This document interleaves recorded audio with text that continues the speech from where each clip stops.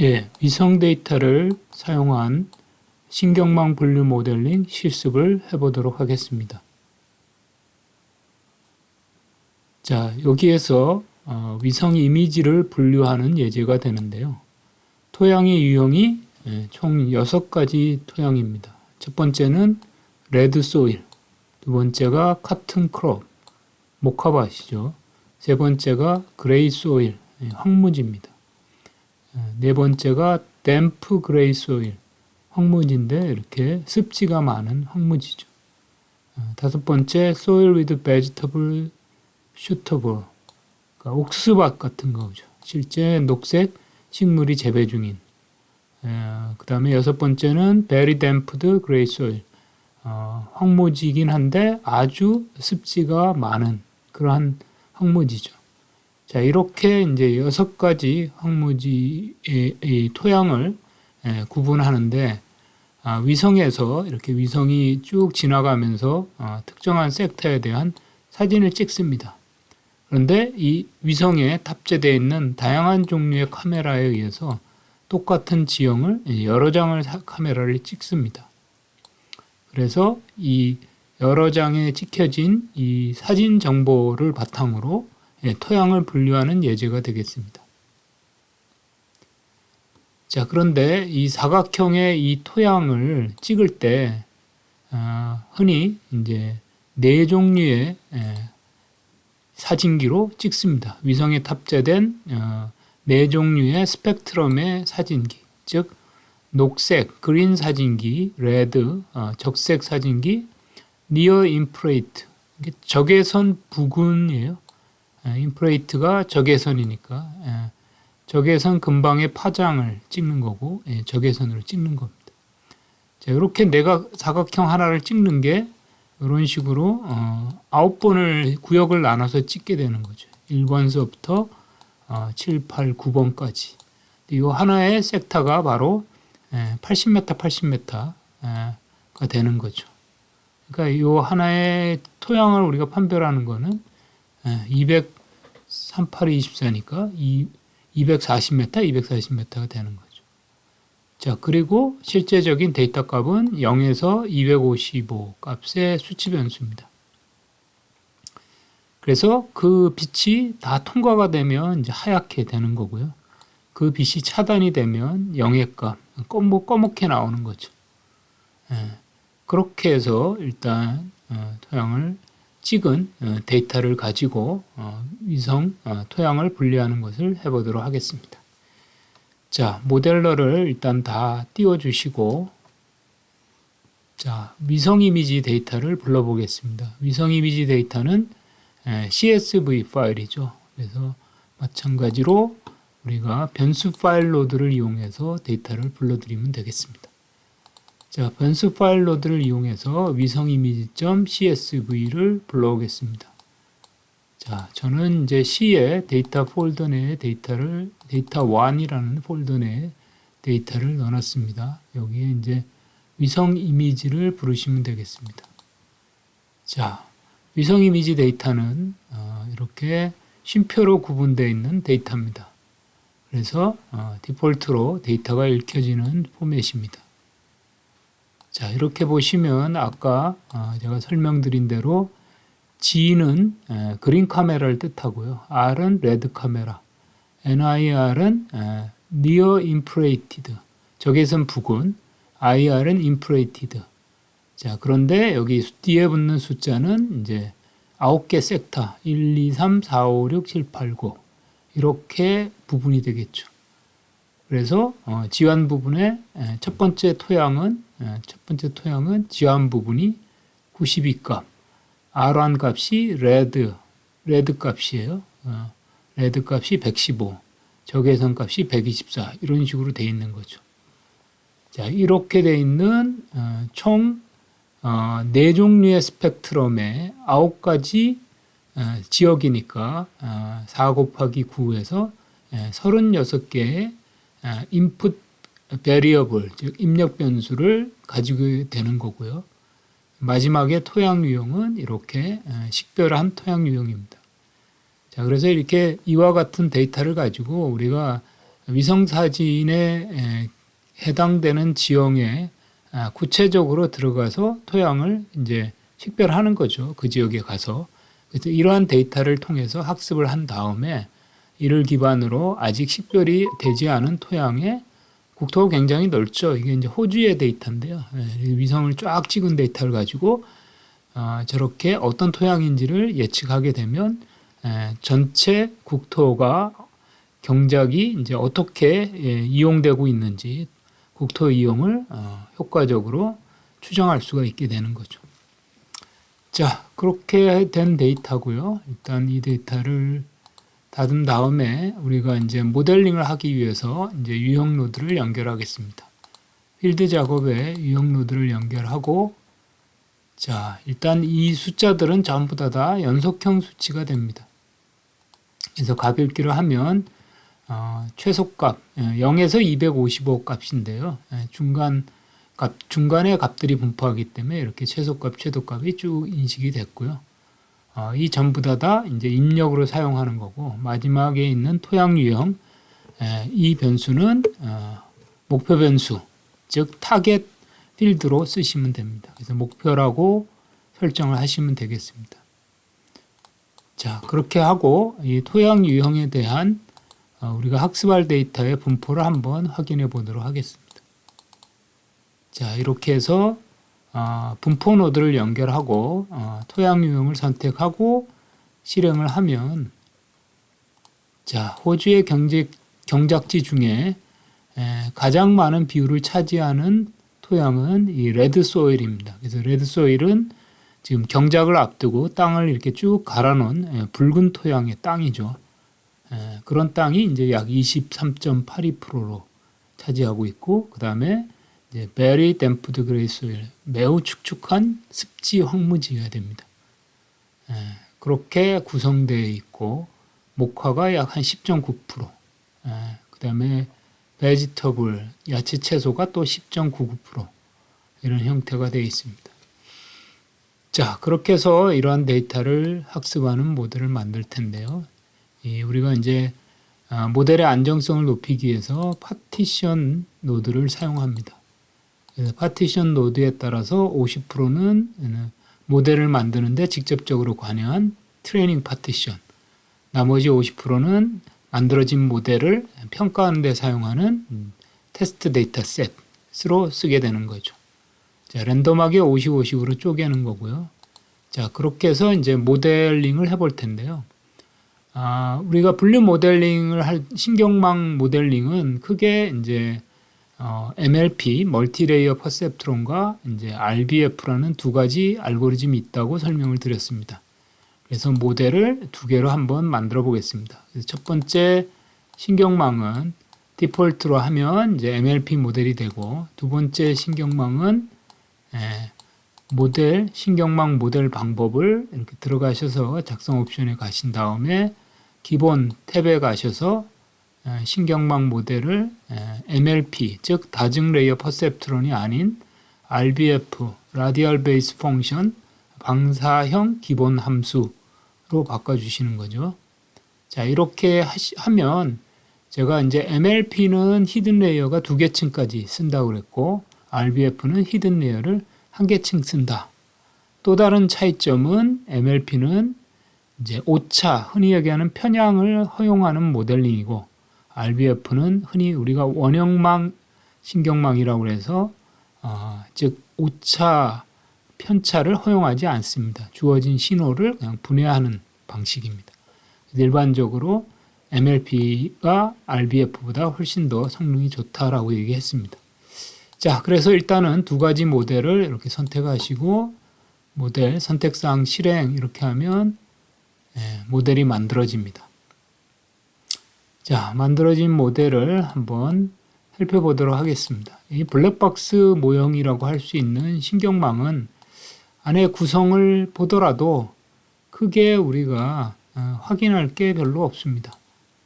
자, 그래서 모델이 이거는 상대적 중요도고요. IR4, R7, IR7, G2 이와 같은 변수들이 토양 유형을 식별하는데 중요하게 작용했다는 변수들이다라는 얘기고요. 그 다음에 신경망은 우리가 학습할 데이터를 주게 되면 그것의 또 일부분을 가지고 모델을 학습을 하게 됩니다. 그래서 이제 우리가 50%의 데이터를 주면 또 50%의 약 70%를 가지고 학습을 하고요. 나머지 30%를 그 만들어진 모델에 적용시키면서 흔히 내부 밸리데이션 데이터라고 얘기합니다. 내부 평가 데이터를 적용해서 모델을 만들고요. 최종적으로 만들어진 이 모델의 정분류율이 88.7%가 되는 모델입니다. 그래서 레드 소일에 대한 분류 정확도는 97.8%, 같은 컵은 94%, 그레이 소일은 95%. 다 괜찮은데 이 댐프드 그레이 소일이 57%에 불과하죠. 그래서 사실 댐프드 그레이 소일이 그레이 소일과 베리 댐프드 그레이 소일과 구분을 못한다. 황무지는 황무지인데 습지가 많으냐 적으냐를 잘 구분하지 못한다는 얘기죠. 그래서 실제 저 위성 데이터는 옛날 위성 데이터고요. 최근에는 저렇게 이제 물을 잘 구분할 수 있는 카메라를 이제 추가로 더 장착을 합니다. 그래서 보통 스펙트럼이 4개가 아니라 뭐 8개, 10개 스펙트럼을 가진 카메라를 써서 훨씬 더 정교하게 찍고 있습니다. 아무튼 여기에는 베리 그레이 소일에 대한 분류 정확도가 좀 좋지 못하다라는 뜻입니다. 소일 위즈 베지터블은 82% 정도, 베리 댐프드 그레이 소일은 85%. 그러니까 지금 이제 댐프드 그레이 소일을 베리 댐프드로 잘못 판단되는 경우하고 그레이 소일로 잘못 판단되는 경우가 좀 크다는 경우죠. 자, 그리고 신경망 모델은 이와 같이 이제 복잡한 구성을 띠고 있습니다. 그래서 전체적으로는 한 개의 히든 레이어를 가졌고, 히든 레이어 상에 뉴런이 약 20개 정도, 18개의 뉴런을 사용했네요. 19개네요. 19개의 뉴런을 사용한 거고요. 여기 하단의 효과를 개수로 이렇게 바꿔주시면 실제적으로 이렇게 이 가중치가 플러스인지 마이너스인지를 나타냅니다. 그래서 양수값은 파란색으로, 음수값은 붉은색으로 이렇게 표시를 하고 있습니다. 그래서 최종적으로는 6개 토양을 이제 구분하는 그런 모델이 만들어지는 거죠. 실제 이 구조에 대한 해석이 상 어렵기 때문에 블랙박스 모형이라고도 얘기를 합니다. 자, 아무튼 MLP 모델은 그렇고요. 이제 RBF 모델을 살펴보면 역시 비슷한데 이 RBF 모델은 이렇게 편향이 없기 때문에 이렇게 삐죽 튀어나오는 게 없습니다. 전체적으로 이렇게 둥그런 모양을 띠고 있고요. RBF 모델은 기본적으로 히든 레이어가 한 개층을 구성합니다.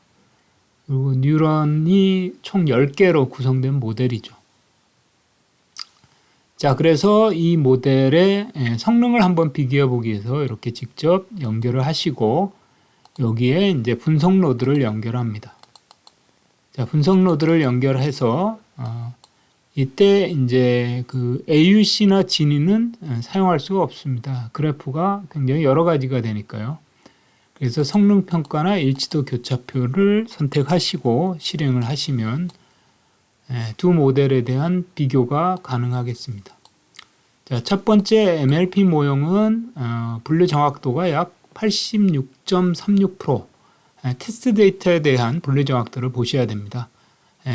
오분류율이 약 13.6%, 그리고 이제 RBF 모델은 테스트 데이터에 대한 분류 정확도가 77.6%, 오분류율이 22.3%로 확연히 MLP 모델이 성능이 더 좋죠. 자, 그리고 여기에 이제 아까도 살펴보셨지만 잘못 분류되는 사례들이 대부분 이제 댐프드 그레이 소일과 그레이 소일을 혼동하는 상황이죠. 그래서 그런 상황이 여전히 많이 발생되고, 그러니까 댐프드 그레이 소일, 베리 댐프드 그레이 소일, 이 세 토양을 잘 구분하지 못하고 있다는 얘기입니다. 그리고 여기 이제 성능은 적은 데이터로 더 상대적으로 정확도가 높으면 성능이 좋다라고 얘기하는 거죠. 카튼콥 같은 경우에는 데이터도 적은 데 반해서 비교적 정확한 분류가 잘 되고 있어서 성능이 제일 우수한 걸로 나옵니다. 반면에 이제 뭐 그레이 소일이 성능이 제일 안 좋죠. 상대적으로 적으면 베리 댐프드 그레이 소일이 가장 성능이 안 좋은 거로 확인이 됩니다. 자, 그리고 어쨌든 두 모델 중에서는 MLP 모델이 훨씬 더 효과적이죠. 그래서 교차표를 통해서 한 가지 분석에서 아쉬운 게 비율이 출력이 되질 않기 때문에 교차표를 이용해서 비율을 확인하겠습니다. 그래서 보통 행에는 실측값, 토양 유형, 열에는 달러자 들어가는 모델이 예측한 값을 주시면 되겠고, 외형 탭에는 이제 행열 합계를 줍니다. 그래서 행 퍼센트는 행의 합이 100이 되는 퍼센트고 옆으로가 100이죠. 그래서 실측값에 대한 모델이 얼만큼 적중하느냐, 흔히 얘기해서 이제 리콜이라고 하는 비율이 나오는 거고, 10%는 모델이 예측한 값 중에서 실제 그 해당되는 범주의 값이 얼마 정도 됐었냐 하는 비율입니다. 이것을 이제 우리가 흔히 프리시즌이라고 얘기합니다. 자, 이렇게 해서 수행을 하시면 자, 그래서 레드 소일에 대한 이 행이 100이니까요. 요렇게가 100이 되는 퍼센트라는 얘기고요.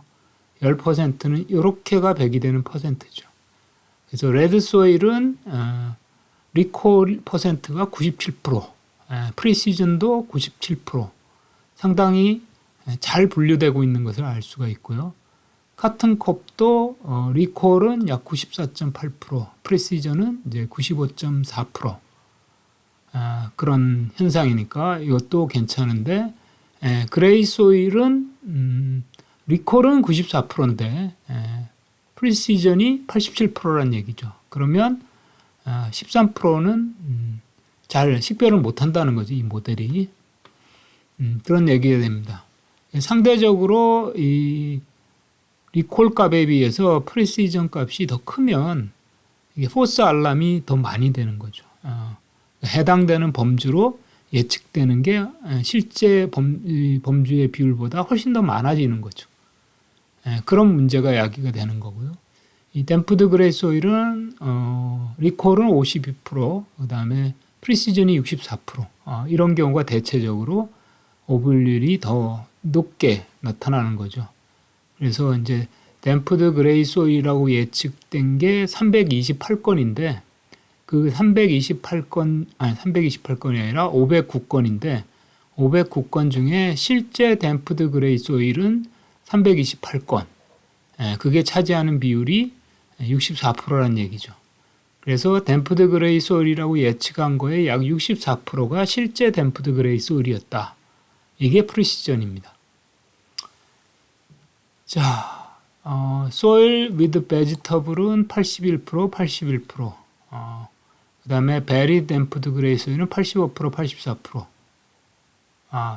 그렇게 나타난 거죠. 그래서 역시 제일 문제가 되는 것은 이렇게 댐프드 그레이 소일, 토양이 제대로 분류를 못하고 있는 것을 확인할 수가 있습니다. 자, 그 다음에 우리가 이와 같은 평가도표를 한번 그려보겠습니다. 이 평가도표는 기본적으로 최적 예측선에서 수행을 하면 자, 이와 같은 이익도표가 그려지는데 좀 한 가지 아쉬운 거는 이렇게 범주가 레드 소일이죠. 첫 번째 범주에 대한 것만 그려집니다. 그래서 레드 소일은 꽤 성과가 괜찮은 범주죠. 근데 문제가 되는 게 아까 그레이 소일 혹은 댐프드 그레이 소일, 그러니까 황무지나 이게 이제 좀 문제가 됐었죠. 아까 여기서 살펴본 바와 같이.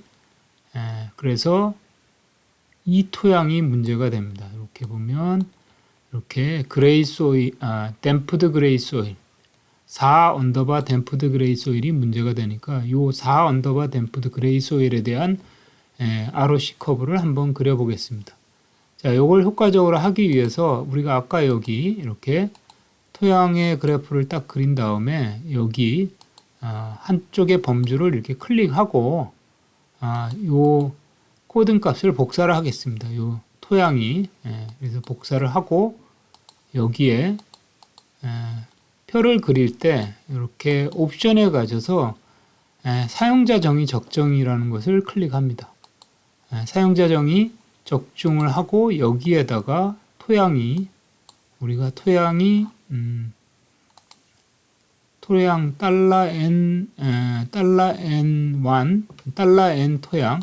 토양이죠. 토양이 지금 좀 전에 복사한 값을 이렇게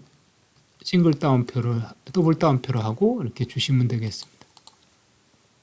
토양 유형이 됩니다. 여기 토양 유형 $L이 아니고 그냥 토양 유형이 토양 유형이 4언더바 그레이 소일로 선택하시고 실행을 하면 이렇게